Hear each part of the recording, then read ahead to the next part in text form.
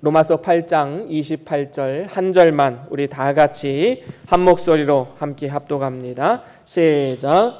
우리가 알거니와 하나님을 사랑하는 자 곧 그 뜻대로 부르심을 입은 자들에게는 모든 것이 합력하여 선을 이루느니라. 아멘. 아멘. 예, 우리 말씀들과 함께 선포합니다. 시작. 주의 말씀은 내 발의 등이요 내 길의 빛이 되십니다. 주여 말씀하옵소서. 주의 종이 듣겠나이다. 아멘. 아멘. 오늘은 로마서 8장 28절 말씀으로 하나님의 은혜라는 제목으로 말씀을 나눠보길 원합니다. 우리는 모두 개인적으로나 가정적으로나 국가적으로 하나님의 크고 놀라우신 은혜를 힘입어서 살아가는 사람들입니다. 오늘 우리가 입고 먹고 살아가는 모든 것, 그리고 우리가 숨쉬며 살아가는 것, 모든 것이 다 하나님께서 주신 은혜의 결과입니다. 하나님께서는 이 세상에서 착한 사람들에게만 햇빛과 빛을 주시는 것이 아니라 악인에게도 똑같이 주시는 분이십니다. 뿐만 아니라 하나님께서는 공중에 나는 새를 사랑하셔서 먹이시고 또 들에 있는 백합화도 사랑으로 기르시는 분이십니다. 이것이 바로 하나님의 놀라우신 일반 은총, 모든 사람에게 모든 만물에게 주신 일반적인 은혜인 것이지요. 그런가 하면 하나님께서는 그의 택한 백성들, 하나님이 사랑하는 백성들에게만 주시는 특별한 은혜가 또 있습니다. 우리는 그것을 특별 은총이라고 부르기도 합니다. 바로 그 특별한 은혜가 무엇인지 오늘 본문 말씀을 통해서 우리에게 잘 보여주고 있음을 보게 됩니다. 그래서 하나님의 특별한 은혜가 무엇인가, 거기에 대해서 세 가지로 저는 여러분들과 오늘 본문 말씀을 통해서 함께 나눠보길 원합니다. 하나님의 특별하신 은혜 첫 번째는 하나님을 사랑하게 하여 주신 은혜입니다.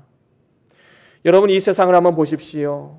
만복의 근원 되신 하나님이 지금도 다스리시고 온 세계를 운행하고 계시지만 그것을 알지 못하고 하나님을 부인하고 하나님을 미워하고 대적하는 불행한 인생들이 얼마나 많이 있습니까? 마치 자신이 이 세상에서 영원히 살 것처럼 교만을 떱니다. 하나님이 어디 있느냐고 물어봅니다. 자신의 능력과 힘을 자랑하고 의지하며 살아갑니다. 하나님 앞에 큰 교만이지요. 반면에 하나님께서는 우리 믿음의 사람들에게 특별한 은혜를 주셨는데 그것은 하나님을 바라보고 하나님을 경험하고 하나님의 은혜와 사랑을 날마다 고백하는 삶을 살아가게 하신 것입니다. 다시 말하면 하나님을 사랑하게 하는, 하나님을 사랑할 수 있는, 영안을 열어서 하나님의 능력을 보게 하는 그러한 은혜를 주신 것입니다. 그래서 영혼을 사모하는 마음을 주실 뿐만 아니라 말할 수 없는 하나님의 영광스러움에 참여하는 축복을 우리에게 주셨습니다. 그래서 오늘 본문 상반절에도 우리가 알거니와 하나님을 사랑하는 자라고 말씀하고 있습니다. 우리가 하나님을 사랑하는 자로 부름받은 것은 하나님의 너무나도 크신 은혜이지요. 오늘 우리가 이 자리에 나와 하나님을 예배하는 것, 하나님을 사랑하기 때문에 이 자리에 나온 것 아닙니까? 예배자로 부르신 것도 감격스러운 하나님의 은혜입니다. 그런데 우리가 여기서 또한 중요하게 생각해보고 넘어가야 할 것이 있습니다. 우리가 하나님을 사랑하는 것 자체도 사실은 하나님이 먼저 우리를 사랑하셨기 때문임을 분명히 기억해야 되는 것이지요. 요한일서 4장 10절에 보니까 이런 말씀이 있습니다. 우리 같이 한번 읽어볼까요? 요한일서 4장 10절입니다. 시작. 사랑은 여기 있으니 우리가 하나님을 사랑한 것이 아니요 오직 하나님이 우리를 사랑하사 우리 죄를 위하여 화목제로 그 아들을 보내셨음이니라. 아멘. 그렇습니다. 우리가 하나님을 사랑한다는 것은 무엇에 대한 증거이지요? 하나님이 우리를 사랑하신다라는 증거입니다. 반면에 우리가 하나님을 사랑하지 않는다라는 것은 하나님이 우리를 사랑하지 않는다라는 증거이지요. 우리가 하나님을 사랑하지만 그것 역시 하나님이 우리를 사랑하셨기 때문에 우리가 하나님을 사랑할 수 있음을 분명히 기억해야 됩니다. 우리는 자력으로 하나님을 사랑할 수 있는 사람들이 아닙니다. 로마서 3장에는 뭐라고 말씀합니까? 모든 사람이 죄를 지었으니 한 사람도 하나님 앞에 영광에 이르지 못했다 말씀합니다. 의인은 없나니 한 사람도 없다라고 성경은 분명히 말씀합니다. 이것을 무엇을 의미합니까? 한 사람이라도 하나님께서 구원하셨다면 그것은 우리의 자력으로 된 것이 아니라 하나님의 은혜로 된 것이다라는 사실을 분명히 알아야 된다라는 것입니다. 다시 말하면 우리가 부처나 예수 중에서 하나를 선택해서 예수를 믿게 된 것이 아니라 하나님께서 우리 마음 가운데 역사하셔서 예수를 믿을 수 있는 마음을 주시고 결단을 주셔서 우리가 구원받은 하나님의 자녀로 거듭날 수 있게 된 것이다 라는 사실입니다. 그렇습니다. 우리를 향한 하나님의 사랑은 우리가 아직 죄인 되었을 때에 예수 그리스도를 이 땅에 보내시고 화목제물로 희생시키셔서 하나님의 자녀로 거듭나게 하심으로써 우리를 향한 그의 사랑을 확증하셨습니다. 이와 같이 우리가 하나님의 사랑을 받고 하나님을 사랑하게 되었으니 우리가 하나님 앞에 감사해야 되지 않겠습니까? 일평생 감사의 제목으로 삼아야 할 것입니다. 하나님께서는 특별히 그를 사랑하는 자들에게 놀라운 축복을 예비해 두셨습니다. 우리 말씀 한 구절 같이 읽어볼까요? 고린도전서 2장 9절입니다. 같이 읽어봅니다. 시작. 기록된 바 하나님이 자기를 사랑하는 자들을 위하여 예비하신 모든 것은 눈으로 보지 못하고 귀로도 듣지 못하고 사람의 마음으로도 생각지 못하였다 함과 같으니라. 이것은 무엇을 의미할까요? 여러분, 우리가 육신의 눈으로 볼 수 있고 귀로 들을 수 있고 손으로 만져지고 마음으로 생각할 수 있는 모든 것은 다 육신의 것입니다. 이 땅의 것이지요. 언젠가는 끝이 있는 것들입니다. 그런데 여기서 말씀하는 것은 무엇입니까? 이러한 육신의 것과는 비교할 수 없는, 눈으로 볼 수 없고 귀로 들을 수 없고 마음으로 상상할 수 없는 너무나도 큰 은혜를 우리에게 예비하고 계신다라는 사실입니다. 풍성한 은혜를 예비하셨다라는 것이지요. 하나님이 예비하신 하늘나라의 축복과 상급과 영광은 여러분들이 무엇을 상상하든 그 상상의 이상의 것이 될 것입니다. 이러한 신령하고 영원한 축복을 하나님은 그를 사랑하는 자들을 위해서 예비해 두시고 우리를 기다리고 계신다라는 것입니다. 얼마나 큰 은혜입니까? 우리는 늘 이 은혜를 깊이 있게 묵상하고 모든 환경과 상황을 초월해서 감사할 수 있는 믿음의 사람들이 되어야 될 줄로 믿습니다. 그런가 하면 두 번째로는 뜻대로 부르신 은혜입니다. 하나님은 우리에게 너무나도 특별한 은혜를 주셨는데 하나님은 그의 뜻대로 우리를 부르셨습니다. 오늘 본문 말씀 중간에 보면 그 뜻대로 부르심을 입은 자들에게는 이라고 말씀하고 있지요. 여기서 그 뜻대로라는 이 말씀은 하나님께서 우리를 사랑하시되 그것을 갑작스럽게 아니면 즉흥적으로 사랑하신 것이 아니라 그 뜻대로, 그 예정대로 창세 이전부터 우리를 아시고 우리를 구원하시기 위해서 예정하셨음을 말씀하고 있는 것입니다. 하나님의 부르심이 없으면 하나님 앞에 나올 수가 없지요. 범죄한 아담과 하와 하나님을 피해 나무 사이로 숨어 들어갔습니다. 하지만 하나님은 아담을 부르십니다. 찾아내십니다. 그리고 초청하십니다. 아담아, 네가 어디 있느냐? 여러분, 하나님의 부르심 놀라우신 은혜입니다. 하나님이 나를 부르셨다. 나를 하나님의 자녀로 부르시고 하나님의 사역자로 부르시고 이 땅 가운데 빛과 소금으로 부르셨다. 얼마나 감격적인 일입니까? 보잘것없는 우리들을 사용하신다라는 그것이 우리에게 큰 감격이 되는 것이지요. 이러한 하나님의 부르심에는 두 가지 나누어서 살펴볼 필요가 있습니다. 하나는 외적 부르심이 있고 또 하나는 내적 부르심이 있습니다. 먼저 외적 부르심은 하나님께서 이 전도자들을 사용하셔서 택한 백성들을 말씀으로 부르시는 것을 의미합니다. 하나님의 구원의 방편, 바로 전도를 통해서 하나님은 구원을 이루어 나가시고 하나님 나라를 확장시켜 나아가신다는 사실을 우리에게 말씀하고 있는 것입니다. 그래서 고린도전서 1장에 보면 이런 말씀이 있습니다. 우리 같이 한번 읽어볼까요? 고린도전서 1장 21절입니다. 우리 같이 한번 읽어보겠습니다. 시작. 하나님의 지혜에 있어서는 이 세상이 자기 지혜로 하나님을 알지 못하는 거로 하나님께서 전도에 미련한 것으로 믿는 자들을 구원하시기를 기뻐하셨도다. 아멘. 그렇습니다. 하나님께서는 전도에 미련한 방법을 사용하셔서 사람을 구원하기를 기뻐하십니다. 사람들은 말하지요.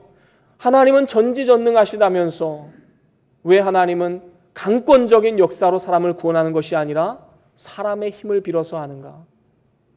이것을 미련하다 말합니다.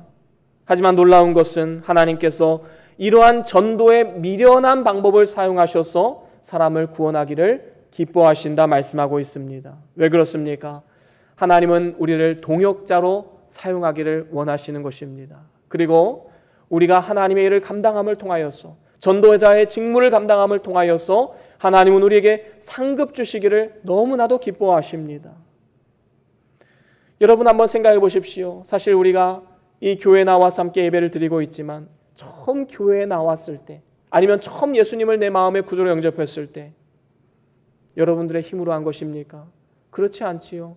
하나님은 우리 주변에 부모님을 세우셨든지 아니면 자녀를 세우셨든지 친구들을 통해서든지 직장 동료를 통해서든지 복음의 말씀을 듣게 하시고 그 말씀을 통해서 우리가 이 자리에 나올 수 있게 된 것입니다. 이런 분들이 있을 거예요. 나는 나 스스로 결단하고 교회에 나왔는데요. 그렇지 않습니다. 우리가 기억을 못할 뿐이지 언젠가 한 번은 누군가가 나에게 복음을 증거한 그때가 있었기 때문에 하나님은 그 말씀이 우리 마음 가운데 역사되어지고 또 이를 통해서 우리가 하나님 앞에 나올 수 있게 된 것입니다. 하나님의 말씀은 구원의 방편입니다. 말씀에는 원자폭탄과 같은 놀라운 능력이 그 안에 있습니다. 말씀이 선포되는 그곳 가운데 하나님 역사하시고 생명의 놀라운 은혜가 나타나게 되는 것입니다. 히브리서 4장 12절에 보면 하나님 말씀의 능력에 대해서 나오지요. 우리 같이 한번 읽어볼까요? 히브리서 4장 12절입니다. 함께 읽어봅니다. 시작. 하나님의 말씀은 살았고 운동력이 있어 좌우의 날선 어떤 검보다도 예리하여 혼과 영과 및 관절과 골수를 찔러 쪼개기까지 하며 또 마음의 생각과 뜻을 감찰하시. 아멘. 그렇습니다. 하나님의 말씀은 살아 있습니다. 능력이 있습니다. 좌우의 어떤 날선 검보다도 예리함이 있습니다. 우리의 혼과 영과 관절과 골수를 깨어 쪼개는 능력이 있습니다. 여러분 그 하나님 말씀을 신뢰하십시오. 그 말씀을 붙잡고 우리는 선포해야 될 줄로 믿습니다. 그 말씀을 담대하게 증거할 때 하나님은 놀라운 역사를 일으키시는 것입니다. 이러한 외적인 부르심이 있는가 하면 또한 내적 부르심도 있습니다. 우리 마음 가운데 내적인 성령 하나님의 역사를 말씀하고 있는 것이지요. 하나님께서 택한 백성들에게 말씀이 전해질 때에 그 말씀이 그 마음 가운데 역사할 수 있도록 성령 하나님은 우리 마음밭을 만들어 가십니다.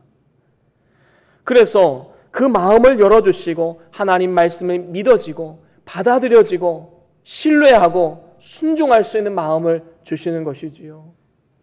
여러분 우리가 말씀 듣기 전에 항상 이 회개의 기도를 먼저 합니다. 왜 이런 일을 할까요? 이 회개를 통해서 우리 마음밭을 성령 충만하게 만드는 것입니다. 회개를 통해서 우리 마음밭을 옥토와 같이 만들어서 씨앗이 뿌려질 때 많은 열매가 맺어질 수 있도록 그 만드는 작업이 바로 회개인 것이지요. 여러분 회개할 때 성령 하나님 역사하십니다. 그리고 우리의 마음밭을 옥토와 같이 만들어 주십니다. 그리고 성령의 강권적인 역사가 나타나게 되는 것입니다. 그래서 회개하지 않고는 견딜 수 없는 삶, 바로 성령 충만한 삶의 모습인 것이지요. 고린도전서 12장 3절에도 이렇게 말씀합니다. 우리 같이 한번 읽어볼까요? 고린도전서 12장 3절입니다. 시작.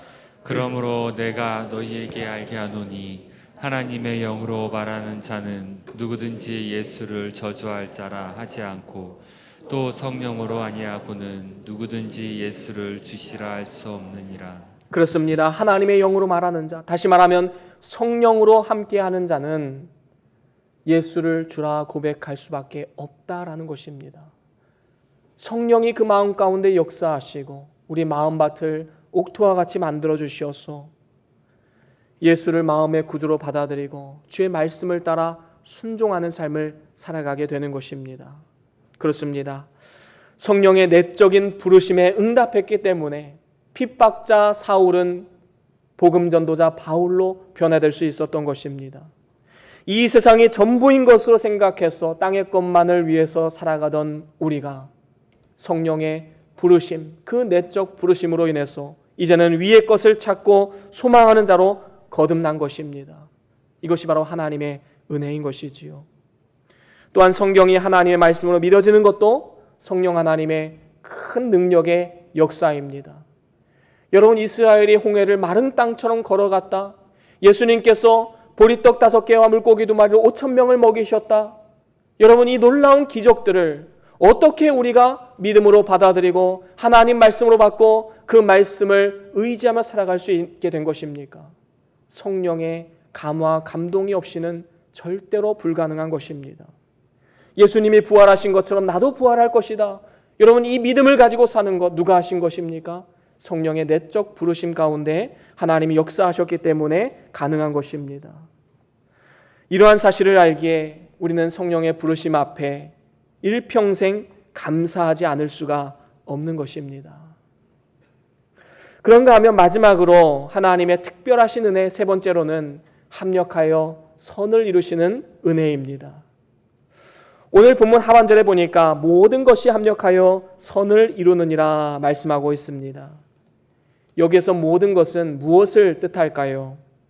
좋은 일, 행복한 일도 물론 포함되지만 여러 가지 악조건들, 다시 말하면 고난이나 실패, 억울함, 손해보는 것, 우리의 상처, 질병, 오늘날 이 코로나19 바이러스, 더 나아가서 죽음, 이 모든 것이 다 포함되는 것입니다.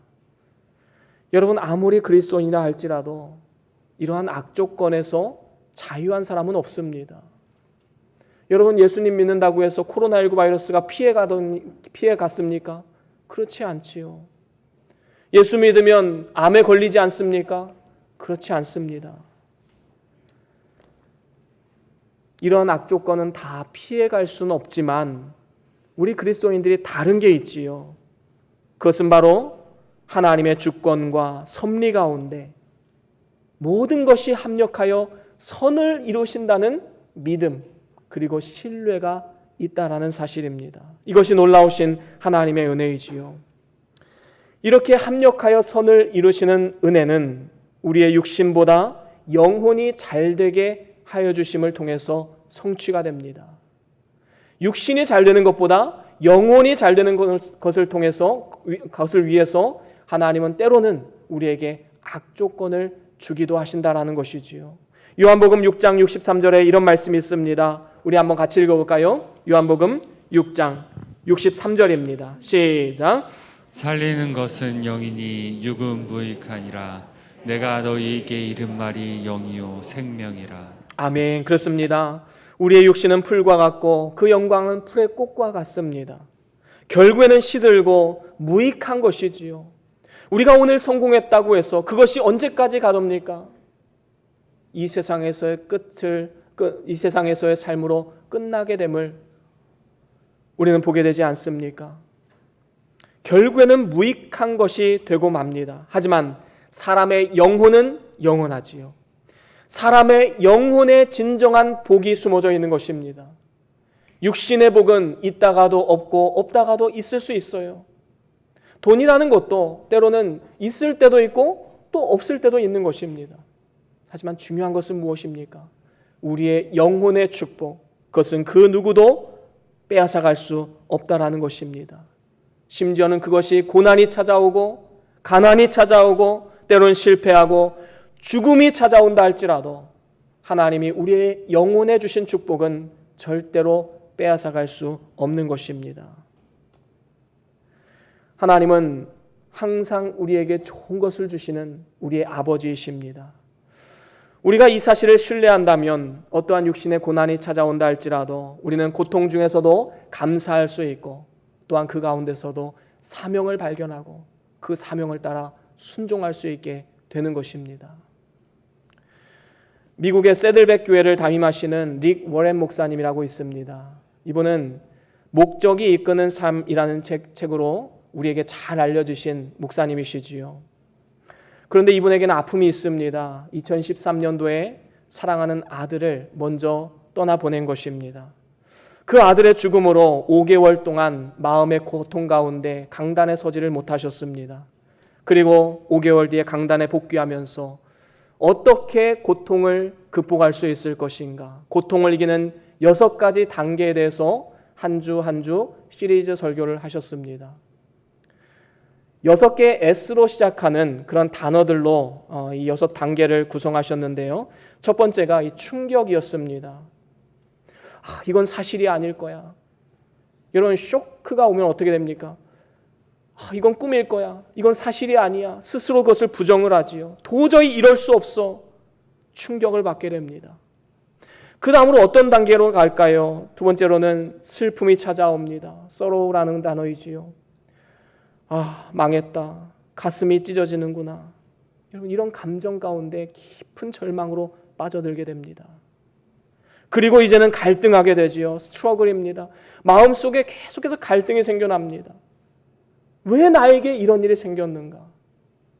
왜 예수 믿는 가정에 이런 일이 생기는가? 갈등과 번민이 찾아옵니다.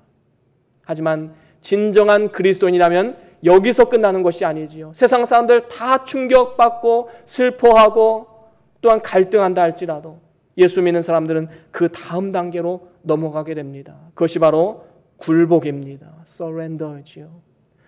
하나님의 뜻에 이제 굴복하게 됩니다. 나는 몰라도 하나님께서 선하신 뜻으로 인도해 주시겠지. 그 믿음을 가지고 나아가는 것이지요. 바로 이것이 오늘 본문 말씀에 합력하여 선을 이루시는 하나님을 신뢰하는 삶의 자세인 것입니다. 그리고 이제는 성화의 단계로 나아갑니다. sanctification이지요. 하나님께서 이 고난을 통해서 인내와 인격과 우리의 삶을 만들어 가신다라는 믿음입니다. 하나님이 나를 만드시기 위해서 이러한 고통과 고난을 주신다라는 믿음을 가지고 나아가는 것이지요.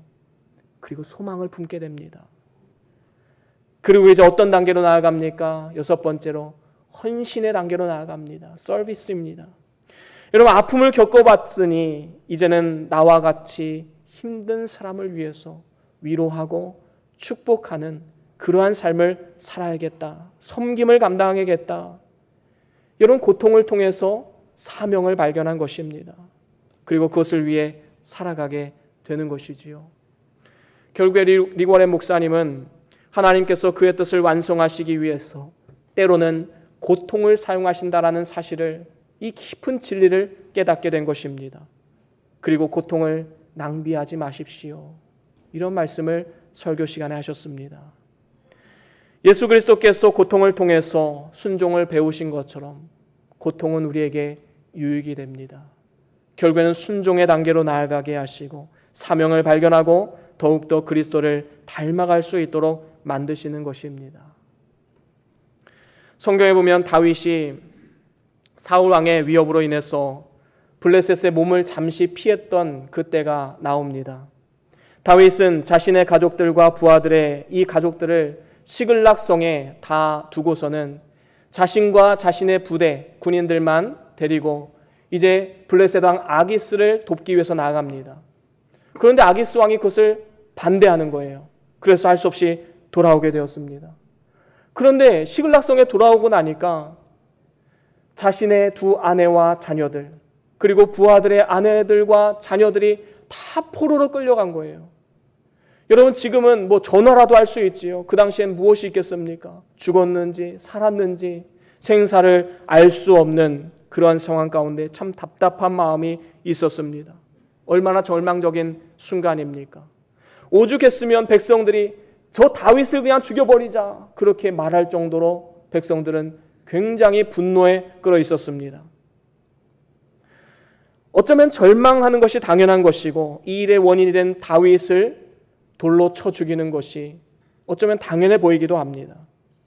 하지만 다윗의 태도는 남달랐습니다. 그 자리에 주저앉아서 절망하고 좌절하고 신세한탄하는 그러한 모습에서 벗어나서 어떻게 합니까? 사무엘상 30장 6절에 보니까 이런 말씀이 있습니다. 우리 같이 한번 읽어보겠습니다. 사무엘상 30장 6절입니다. 시작. 백성이 각기 자녀들을 위하여 마음이 슬퍼서 다윗을 돌로 치자 하니 다윗이 크게 궁급하였으나 그 하나님 여호와를 힘입고 용기를 얻었더라. 아멘. 그렇습니다. 백성들이 자기 자녀들 생각하면서 저 다윗을 그냥 돌로 쳐 죽이자라고 들고 일어났을 때 다윗은 마음이 궁급해졌습니다. 궁급했다는 것은 어떠한 가로막음을 당해서 이제 아주 급한 상황을 맞이했다라는 말씀이지요. 이러한 급박한 상황 가운데 다윗은 하나님 앞에 나아갑니다. 하나님 앞에 무릎을 꿇습니다. 그래서 하나님으로부터 큰 힘과 용기를 힘입었더라라고 말씀하고 있는 것입니다. 다윗은 지금 충격과 슬픔과 갈등에 휩싸인 상황이었습니다. 하지만 그는 현실을 본 것이 아니라 눈을 들어 하나님을 바라보았습니다. 그리고 여호와로 힘입고 또 용기를 얻게 된 것입니다. 이것이 바로 남다른 다윗의 믿음인 것이지요. 다윗이 왕이 되기 직전에 이러한 큰 위기를 만났다라는 것은 결국은 하나님께서 그를 왕으로 세우기 위한 하나의 과정, 하나의 훈련 과정이었다는 사실을 우리는 분명히 알아야 되는 것입니다. 골이 깊어야 산이 높은 법입니다. 깊은 절망을 또한 맛보아야지만 하나님 앞에 겸손하고 성숙한 리더, 성숙한 왕으로 쓰임받을 수 있는 것입니다. 다윗이 하나님의 뜻을 바라보며 믿음으로 이 어려움들을 승화시켰기 때문에 그는 이후에 왕이 되어서도 선군으로서 많은 사람들에게 존경받는 왕으로 쓰임받을 수 있었던 것입니다. 그렇습니다.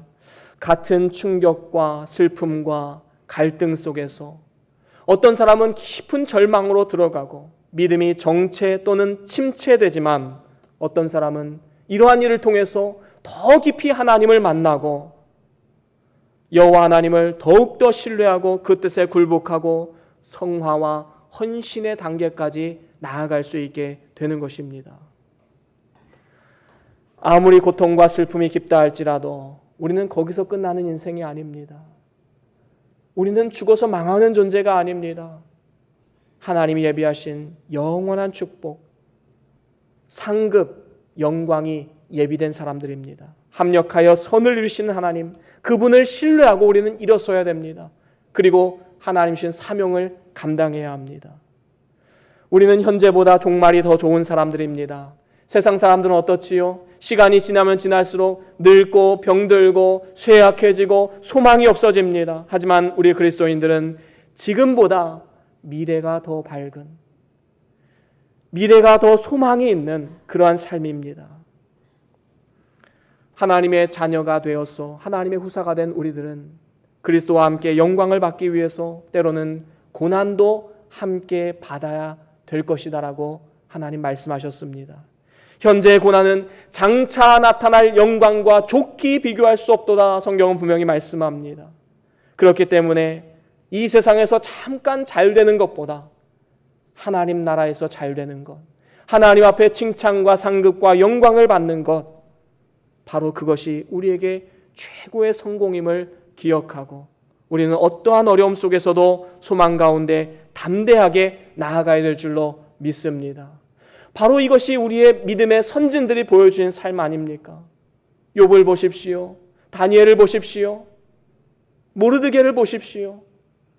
여러분, 이러한 믿음의 선진들이 보여준 삶, 그 어려움과 고통 가운데 하나님을 끝까지 신뢰함을 통해서 하나님이 예비하신 구원의 역사, 놀라우신 축복을 받게 된 것입니다. 오늘 우리에게 어떠한 고난이 찾아온다 할지라도 우리는 절대로 낙심하지 않아야 될 줄로 믿습니다. 소망 가운데 끝까지 인내함을 통하여서 하나님이 예비하신 모든 축복과 영광을 누리실 수 있기를 간절히 축원합니다. 이제 말씀을 마무리합니다.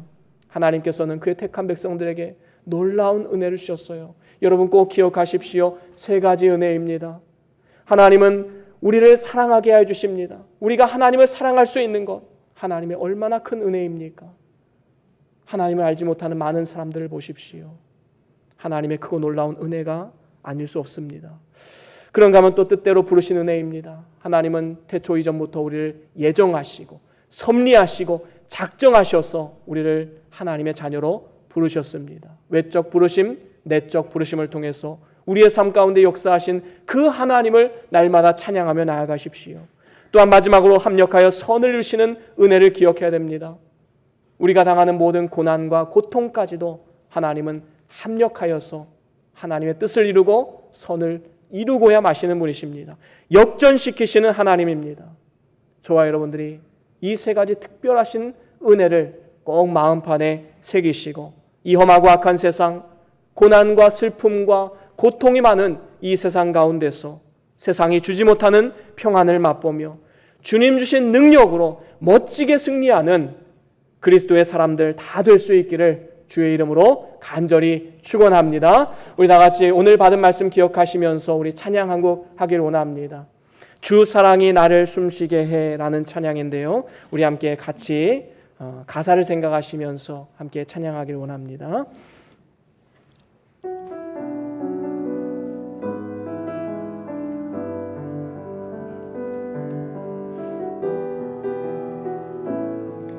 주 사랑이 나를 숨쉬게 해. 주 사랑이 나를 숨쉬게 해. 세상 그 어떤 어려움에도, 세상 그 어떤 어려움 속에도 주 은혜로 나를 돌보시며 세상 끝날까지 지켜주시네. 아멘. 주 사랑이 나를 이끄시네. 주 사랑이 나를 이끄시네. 내가 갈 수 없는 그곳으로 주의 사랑 나를 붙드시며 세상 끝날까지 인도하여 주십니다. 끝날까지 인도하신 주님만이 나의 아픔을 아십니다. 주님만이 내 아픔 아시며 주님만이 내 맘 어루만지네. 어느 누구도 나를 향하신 주님의 사랑을 끊을 수 없네. 주님만이 내 능력이시며 만이 내 능력이시며 주님만이 나의 구원이시네. 어느 누구도 나를 향하신 주님의 사랑을 끊을 수 주님만이 내 아픔 아시며 주님만 내 주님만이 내 맘 어루만지네. 어느 누구도 나를 향하신 주님의 사랑을 끊을 수 없습니다. 주님의 사랑을 끊을 수 없네.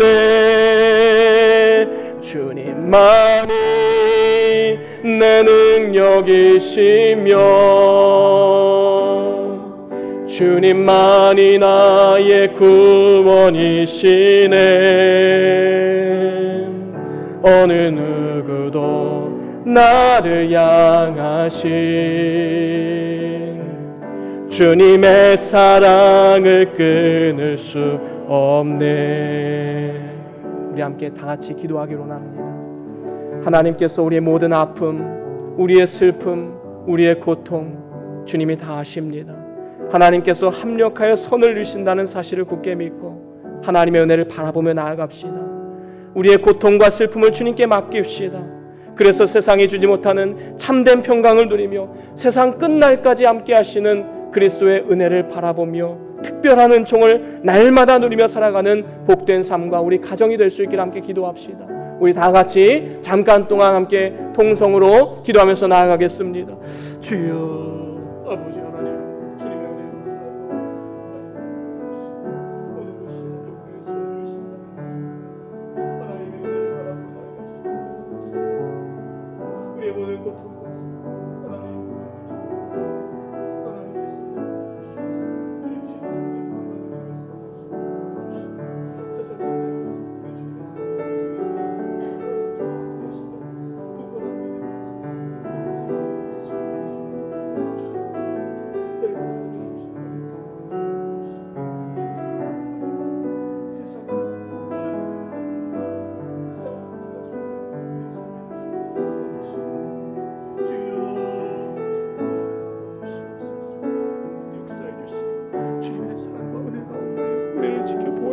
인도해 주시기 원합니다. 우리는 참으로 부족하고 연약합니다. 주님의 도우시는 능력이 없이는 살아갈 수 없사오니 오늘도 하나님의 크신 능력과 사랑 가운데 하나님의 내적 부르심, 외적 부르심 앞에 순종하고 믿음으로 헌신을 다짐하며 나아가는 우리 삶이 되게 해주시옵소서. 아버지, 존귀하신 하나님 아버지, 우리를 태초 이전부터 선택하셔서 이 험한 세상 가운데 그와 같이 버려두는 것이 아니라 세상 끝날까지 함께 하신다 약속하여 주시니 참으로 감사를 드립니다. 때로는 우리의 삶이 고통과 슬픔이 많은 인생이지만 그 가운데서 합력하여 선을 이루시는 하나님의 섭리와 하나님의 능력과 하나님의 손길을 바라보며 끝까지 승리하는 삶이 될 수 있도록 인도하여 주시고 주님 주시는 참된 평강을 날마다 누리며 살아가는 복된 우리 모두의 삶이 다 될 수 있도록 은혜 위에 은혜를 더하여 주시옵소서. 모든 감사와 영광 주 앞에 올려드리오며 우리 주 예수 그리스도의 이름으로 간절히 기도드리옵나이다. 아멘.